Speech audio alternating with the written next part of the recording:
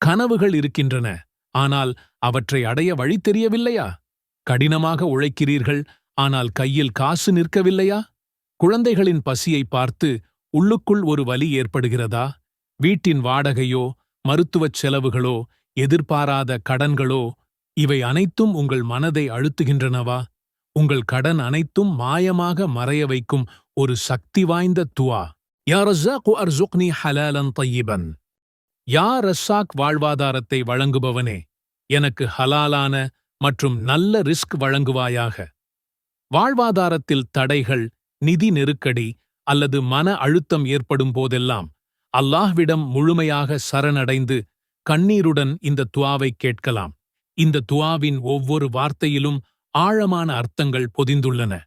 இது வெறும் வாழ்வாதாரத்தை கேட்பது மட்டுமல்ல, அது ஹலால் தன்மையுடனும் பரக்கத்துடனும் இருக்க வேண்டும் என்று நாம் இறைவனிடம் மன்றாடுகிறோம்.